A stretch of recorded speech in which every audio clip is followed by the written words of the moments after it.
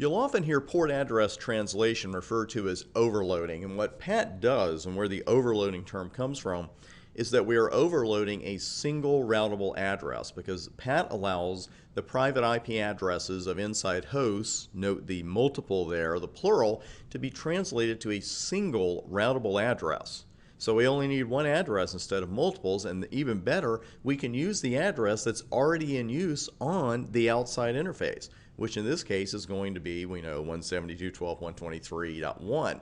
Now, how do we perform this magic? Well, the private address is translated to a combination of that single IP address and port number, and that allows the same routable IP address to be used by multiple inside hosts for NAT. PAT's easy to configure too. We're going to do it from the beginning. I did take the commands off from the previous lab because I want you to see them all, but we're going to need an ACL again. Of course, we need our inside and outside commands, and one single word in the IPNet inside command puts PAT into action.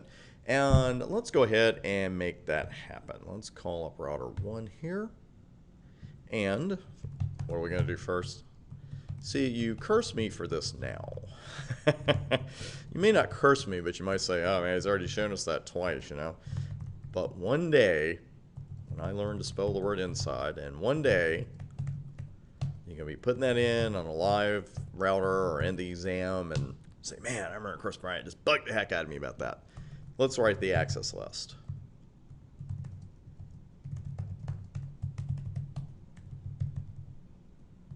Okay, see what happened there. So far, so good. We've got our inside and outside interfaces identified. We have our ACL. We don't need to create a pool because we're not using a pool. So now we just need the IPNAT inside command. And let's look at our options there again. We're translating source address. We are going to name an access list. We are going to identify ACL2. And I told you we might see that specify interface for global addresses choice in action. That's what we're going to use here because this identifies the outside address. Now the term makes sense, right? The description, specify interface for global address 1, where the pool is named the pool of global addresses. So we've got interface there, and then the expected humongous list of interfaces, which we don't need to do. And didn't I say something about a single word we need to use here somewhere? Overload is the one. Overload and address translation. And this is also why we call it overloading.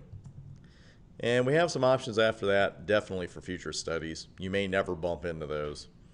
And I think we're done. IPNet inside source list 2, but now we're calling the interface serial 010. That's the interface whose address we're going to use. And we are overloading. So let's try some of that overloading. Let's send a ping to 172.12.123.2 with a source of 10.112. Looks good. And check this out. So our inside global address is 172.12.123.1, port number 8, and that's mapped to inside local 10.112. And you see again the outside local and outside global are the same because we're not using NAT on that end. You also see ICMP mentioned under Pro for protocol. It's really easy to miss that because it looks like it's Pro inside global, and it's really just Pro here for protocol.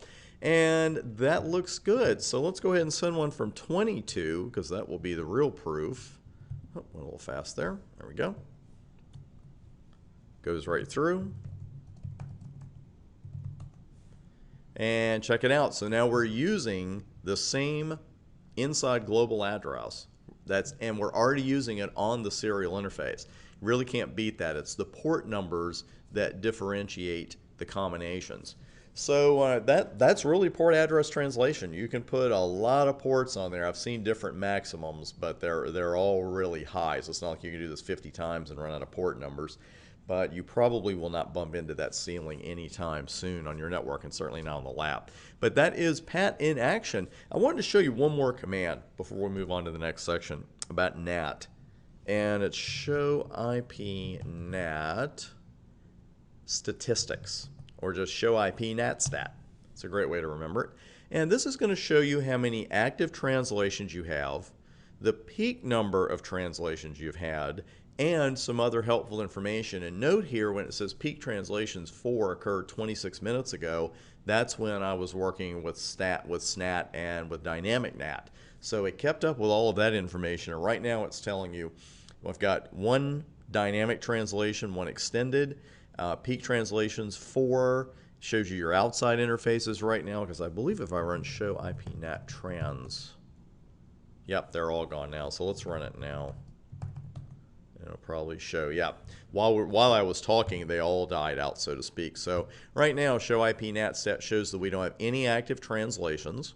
It shows your peak number of translations and your outside interface if you're using PAT. It's also going to show you your inside interfaces. There's more information about some dynamic mappings. Here you can see dynamic mappings, also the number of expired translations. We've had 8 expire on us now.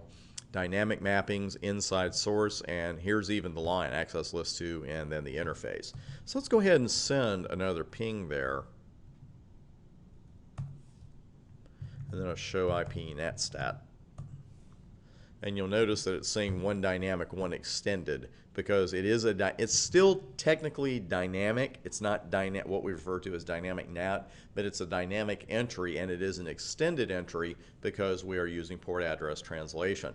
So again, the peak number of translations gives you right there how long ago it was. Outside interfaces, helpful information there. Your inside interfaces, very helpful information there.